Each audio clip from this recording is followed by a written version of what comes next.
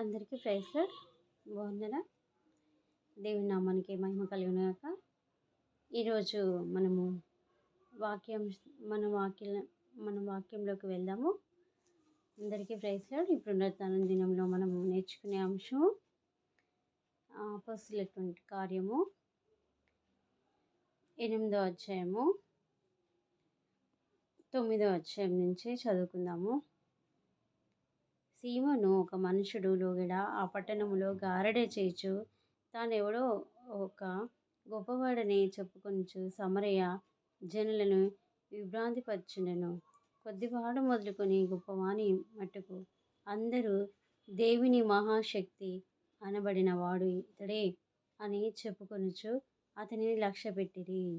అతడు బహుకాలము గారడి చేయుచు వారిని విభ్రాంతి పరిచినందున వారు అతనిని లక్ష్యపెట్టిరి. అయితే ఫిలిప్పు దేవుని రాజ్యమును గూర్చి యేసుక్రీస్తు నామమును గూర్చి సువార్త ప్రకటించుండగా వారు అతన్ని నమ్మి పురుషులు స్త్రీలు బాప్తిసము పొందిరి. అప్పుడు సీమోను కూడా నమ్మి బాప్తిసము పొంది ఫిలిప్పు ఎడబాయకుడి సూచనక్రియలు గొప్ప అద్భుతములు జరుగుట చూసి విభ్రాంతి నొందెను. అందరికీ ప్రైజ్ లార్డ్. దేవుని నామానికి మహిమ కలుగును గాక. ఇక్కడ 9వ అధ్యాయంలో చూసినట్లయితే సీమోను అనే ఒక మనుషుడు లోగడ ఆ పట్టణంలో గారడి చేసేవాడంట. గారడి చేస్తూ తాను ఎవడో అని గొప్పగా చెప్పుకునేవారంట కదా. గొప్పగా చెప్పుకొని కొద్ది సమరయ జనులను అంటే ఆశ్చర్యానికి గురి చేసేవాడంట కదా సీమోను అని అతను. అయితే అతను గొప్పవాని మట్టుకు అందరూ దేవుని మహాశక్తి ఇతడేనేమో, ఆ శక్తిమంతుడైనటువంటి అతను ఇతనేనేమో అని అక్కడ వాళ్ళని విభ్రాంతి పరుస్తూ కదా. అక్కడ గారడి చేసే వాళ్ళు ఎట్లుంటారు, గారడీలు చేస్తూ వాళ్ళని విభ్రాంతి అంటే ఆశ్చర్యానికి గురి చేసేవాడు అన్నట్టు. అక్కడ గురి చేస్తూ ప్రతి ఒక్కరిని కూడా విభ్రాంతి పరుస్తూ వచ్చేవాడు.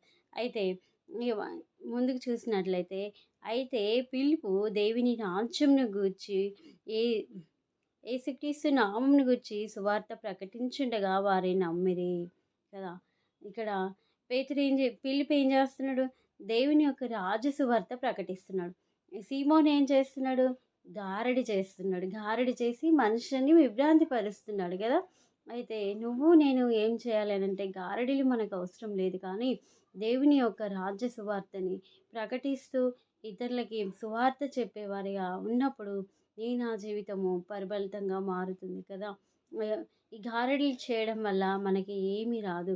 అయితే నువ్వు సువార్త ప్రకటించడం వల్ల దేవునికి మహిమకరంగా అనేకులకి నువ్వు ఇష్టకరంగా ఉన్నటువంటి ప్రజల మధ్యలో నువ్వు సువార్త చేసినప్పుడు ఒక దినము నీకు దేవుని ఎదుట నిందారైతులుగా కదా. మనం చనిపోయినప్పుడు మనం ఏమడుగుతాడు? నువ్వేం చేసినావు కదా, ఒక ఆత్మనైనా రక్షింపగలిగినవా అని మనము అని మనకి దేవుడు అడిగినప్పుడు మన దగ్గర సమాధానం ఉండదు. అయితే మనము ఇతరులని రక్షింపబడటకు పునికొల్పాలి అందరినీ కదా. దేవుని నామానికి మహిమ కలుగును గాక. ఇక్కడైతే ఫిలిప్పు అయితే అదే పని చేస్తున్నాడు కదా. ఇక్కడ ముందుకు చదివినట్లయితే సీమోను కూడా పైన చదువుదాము. ఫిలిప్పు దేవుని రాజ్యంను గూర్చి యేసు నామమును గూర్చి సువార్త ప్రకటించుండగా వారికి నమ్మి పురుషులు స్త్రీలు బాప్తిసం పొందిరి. అప్పుడు సీమోను కూడా నమ్మి బాప్తిసం పొంది ఫిలిప్పు ఎడబాయకుడి సూచన క్రియలు గొప్ప అద్భుతములు జరుగుట చూచి విభ్రాంతి నొందెను కదా. ఇక్కడ కూడా ఏం జరుగుతుంది? సూచన క్రియలు మహత్కార్యాలు జరుగుతున్నాయి కదా. ఫిలిప్పు చేసినప్పుడు గొప్ప అద్భుత కార్యాలు జరుగుతున్నాయి కదా. ముందు చదివినట్లయితే సమరయవాడు దేవుని రాజ్యం అంగీకరించడాన్ని యెరూషలేములో అపోస్తలులు విని పేతురు యోహాను వారి యొద్దకు పంపిరి. మీరు వచ్చి వారిని పరిశుద్ధాత్మ పొందవలనని వారికొకరికి ప్రార్థన చేసిరి. అందుకు అతడు వారిలో ఎవరి మీద ఆయన దిగుండగా లేదు. వారు ప్రభు యేసు నామమున బాప్తిసము మాత్రమే పొందియుండిరి. అప్పుడు పేతురు యోహాను వారి మీద చేతులుంచగా వారు పరిశుద్ధాత్మ పొందిరి. అపోస్తులు చేతులుంచటం వలన పరిశుద్ధాత్మ అనుగ్రహింపబడును కదా. ఇక్కడ పరిశుద్ధాత్మ ఎట్లా వస్తది అనంటే కదా, పరిశుద్ధాత్మ దేవుని ఎదుట మనం అడగాలి కదా. దేవుణ్ణి దేవా నాకు ఈ వరం కావాలి, నాకు ఈ వరం కావాలి అని మనం దేవుణ్ణి అడుగుతున్నప్పుడు దేవుడే నీకు గొప్ప కార్యము చేసేవాడిగా ఉంటాడు. మనము నా నామంలో ఏది అడుగుతారో అది ఇస్తాను దేవుడు వాగ్దానం చేస్తున్నాడు కదా. నా జీవితంలో కూడా దేవుడు ఏదైనా ఈ మనలో లే మనలో ఏదైనా లోపం ఉంటే తీసివేసేవాడుగా, మంచి ఈవులని మనకి దయచేసేవాడుగా ఉంటాడు. ఎప్పుడు మన పాపములు ఒప్పుకున్నప్పుడు కదా, పరిశుద్ధత కలిగి జీవించినప్పుడు కదా, దేవుడు ప్రతి విషయంలో నిత్యము నిన్ను నన్ను వెతికేవానిగా ఉన్నాడు. అడుగువానికి ఇస్తాను, వెతికేవానికి దొరుకుతా కదా, తట్టేవానికి తీయబడును అని దేవుడు వాగ్దానం ఇచ్చినట్లుగా నా జీవితంలో కూడా గొప్ప కార్యము జరుగుతుంది కదా. అందుకు ముందుకు చదివినట్లయితే, అందుకు పేతురు నీవు పైన వచనంలో 19వ వచనము, వారి ఎదుట 17 నుంచి అప్పుడు పేతురు యోహాను వాని మీద చేతులుంచగా వారు పరిశుద్ధాత్మ పొందిరి. అపోస్తుల చేతులుంచడం వల్ల పరిశుద్ధాత్మ అనుగ్రహింపబడెను. సీమోనును చూసి వారి ఎదుట ద్రవం పెట్టి ఎవరిని మీద చేతులుంచుదురో వాడు పరిశుద్ధాత్మను పొందినట్లు ఈ అధికారము నాకీడని అడిగాను కదా. ఇక్కడ పేతుడికి యోహానుకి పరిశుద్ధాత్మ అయితే పరిశుద్ధాత్మ వాళ్ళు పొందుకున్నారు. ఎట్లా పొందుకున్నారు? దేవుని ఆజ్ఞలను గైకొని కదా, దేవునికి లోబడి తన యొక్క జీవితాలని కదా ప్రతిదీ దేవుని యొక్క సన్నిధానంలో పెట్టి ఒప్పుకొని పాత రోత జీవితాలని అన్నిటినీ మన హృదయాల్లో మనం కడుక్కునే వారిగా అక్కడ కూడా అదే జరుగుతుంది కదా. పరిశుద్ధాత్మ ఎట్లా వచ్చింది? దేవునితో సావాసం చేసినప్పుడు వచ్చింది కదా, దేవునితో నువ్వు ఉన్నప్పుడు వచ్చింది కదా. దేవునితో ఎప్పుడైతే నువ్వు ముందుకు కొనసాగినప్పుడే దేవుని యొక్క శక్తి అనేది వారి మీదకి వచ్చింది కదా. నా జీవితంలో కూడా మనము దేవునితో నడిచేవారిగా ఉండాలి. ఇక్కడ సీమోన్ ఏమంటున్నాడంటే, నాకు కూడా ఇయ్యమంటుండ పరిశుద్ధాత్మ. ఎట్లా వస్తుంది పరిశుద్ధాత్మ అనంటే, మనము మన హృదయాలని ఎప్పుడు కడుక్కునే వారిగా ఉండాలి. అప్పుడు పరిశుద్ధాత్మ దేవుడు నీ మీదికి వస్తాడు కదా. వచ్చినప్పుడు నీకున్నటువంటి ప్రతి కలిమిలేమి సమస్యలు అన్నీ వెళ్ళిపోయి దేవుని యొక్క క్రియలు నువ్వు చేయడము ఆరంభమవుతుంది కదా. నువ్వు అడిగితేనే నేను దేవుడు ఇస్తాను అంటుండు కాబట్టి ఇగో దేవుడు నీకు సమస్తము అనుగ్రహించేవానిగా ఉంటాడు కదా. ముందుకు చదివినట్టే, నీ వెండి నీతో కూడా రాదు. అందుకు పేతురు నీవు ద్రవమిచ్చి దేవుని వరము సంపాదించుకొనొద్దు, తలంచుకొన్నందున నీ వెండి నీతో కూడా నశింపునుగాక. నీ హృదయం ఎదుట సరైనది కాదు గనుక ఈ కార్యమందు నీవు పాలు పంపులు లేవు కదా.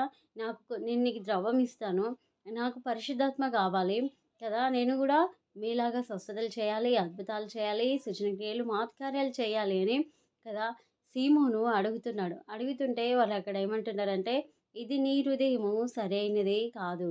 మనం కూడా ఆ విధంగా ఉన్నామేమో, మనల్ని మనము సరి చేసుకునేవాడిగా ఉండాలి కదా. మన దేవుడంట, దేవుని నామానికి మహిమ. మన దేవుడు అల్లరికి కర్త కాదు కదా. అయితే మనం ఏం చేయాలి? ప్రతిదీ దేవుని ఎదుట నిందారహితులుగా ఉన్నప్పుడు నా జీవితంలో గొప్ప కార్యాలు చేస్తాం కదా. యథార్థత కలిగి ఉండాలి, నీతిగా పరిశుద్ధత కలిగి ఉండాలి.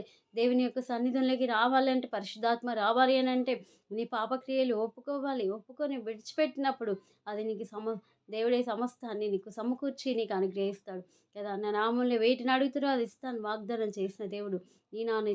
డబ్బులు ఇస్తే పరిశుద్ధాత్మ రాదు, డబ్బులు ఇవ్వడం వల్ల వరాలు రావు కదా.